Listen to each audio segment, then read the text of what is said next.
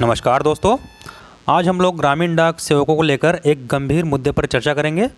हालांकि जो senior staff हैं, जो सीनियर ग्रामीण डाक सेवक हैं, उनको ये बात पता होगी, लेकिन जो भी जीडीएस मेरे भाई बहन न्यूली अपॉइंट हो रहे हैं, उन्हें भी ये सब जानना ज़रूरी है। मुझे बहुत कमेंट्स आते हैं कि इस टॉपिक पर वीडियो बनाइए, उस टॉपिक पर बनाइए, और काफ़ी नए नए कैंडिडेट्स ज्वाइन कर रहे हैं। बोनस को लेकर भी काफ़ी कमेंट्स आए हैं कि मुझे इतना बोनस मिलेगा कि नहीं, मेरी ज्वाइनिंग इतनी है। तो उनके लिए काफ़ी हेल्पफुल होता है अगर वो रूलिंग्स को जान ले। तो आज हम चर्चा करेंगे जीडीएस के निलंबन, मतलब अगर कोई जीडीएस सस्पेंड हो जाए तो उसे क्या करना पड़ता है, कौन उसे सस्पेंड कर सकता है, और सैलरी में इससे क्या फ़र्क पड़ेगा, किस सिचुएशन में जीडीएस को सस्पेंड किया जा सकता है। लेकिन एक बात मैं आपको बता दूं कि जीडीएस के केस में कभी सस्पेंशन का वर्ड यूज़ नहीं किया जाता। मैंने ऐसे ही आपको समझाने के लिए सस्पेंड वर्ड यूज़ किया है, क्योंकि सस्पेंशन आप आसानी से समझ पाएंगे। आगे मैं आपको बताऊंगा कि इसके लिए कौन सा वर्ड है, इसके लिए दूसरा वर्ड है जीडीएस के लिए। सस्पेंड क्यों नहीं यूज़ किया जाता, ये भी मैं आपको बताऊंगा, और दोनों में अंतर भी बताऊंगा कि उस वर्ड में और सस्पेंशन के वर्ड में क्या अंतर है। तो आप बने रहिए वीडियो में। उससे पहले फ्रेंड्स, अगर आप इस चैनल पर नए हैं तो चैनल को सब्सक्राइब कर लें, ताकि आने वाले वीडियोज़ के नोटिफिकेशंस आपको समय पर मिलती रहे।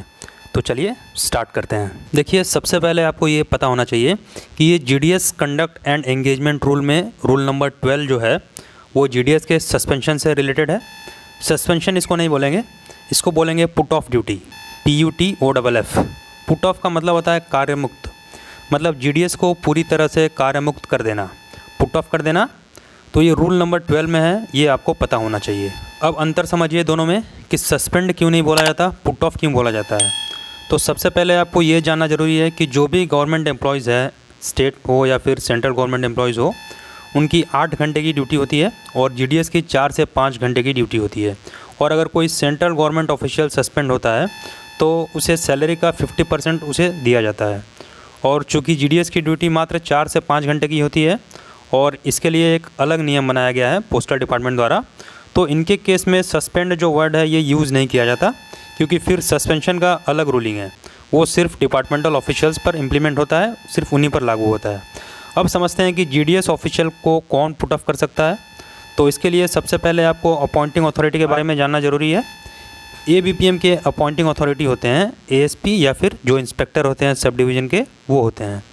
इन्हीं के द्वारा ABPM की नियुक्ति की जाती है। और जो BPM होते हैं, इनके अपॉइंटिंग अथॉरिटी होते हैं डिविजनल हेड, जो भी डिवीज़न के हेड होते हैं, मतलब सुपरिंटेंडेंट जो होते हैं, SPOs भी बोला जाता है उसको, वो होते हैं BPM के अपॉइंटिंग अथॉरिटी। तो जो अपॉइंटिंग अथॉरिटी होता है वही पुट ऑफ कर सकता है। तो इतनी बात क्लियर हो गई कि ABPM को इंस्पेक्टर या ASP पुट ऑफ कर सकते हैं, और BPM को सुपरिंटेंडेंट पुट ऑफ कर सकते हैं। अब देखिए किस केस में पुट ऑफ किया जा सकता है। तो अगर कोई डिसिप्लिनरी प्रोसीडिंग्स किसी भी जीडीएस के खिलाफ पेंडिंग है, या फिर कोई क्रिमिनल केस का इन्वेस्टिगेशन पेंडिंग है, या फिर अंडर इंक्वायरी है, तो ऐसे केस में जीडीएस को पुट ऑफ किया जा सकता है, मतलब उसे कार्य से मुक्त किया जा सकता है। अब देखते हैं कि अगर कोई जीडीएस पुट ऑफ हो जाता है तो उसके बाद उसको मिलने वाले सैलरी पर क्या असर होता है। तो इसके लिए हम आएंगे थर्ड पॉइंट पे। जो भी TRCA या फिर सैलरी उस ऑफिशियल्स को मिलती थी, पुट ऑफ ड्यूटी में उसको उस TRCA का 25% ही मिलेगा, इस बात का ध्यान रखना है। एक बार फिर से सुन लीजिए, जो भी सैलरी जीडीएस को नॉर्मली मिलती है, अगर वो पुट ऑफ हो जाए तो उसको 25% ही मिलेगी, 25% ही मिलेगी। और डिपार्टमेंटल ऑफिशियल्स को 50% मिलती है, मैंने अभी बताया आपको ऊपर। चलिए अब आगे देखते हैं। ये जो 25% मिलता है ये बाद में बढ़ता भी है, लेकिन इसके कुछ कंडीशंस है। अगर 90 दिन कंप्लीट हो जाता है पुट ऑफ ड्यूटी के बाद, तो 90 दिन के बाद केस रिव्यू किया जाता है अथॉरिटी द्वारा, और सिचुएशन के हिसाब से इसको 25% से 50% कर दिया जाता है। और नहीं भी किया जा सकता है, ज़रूरी नहीं है कि 50% होगा ही।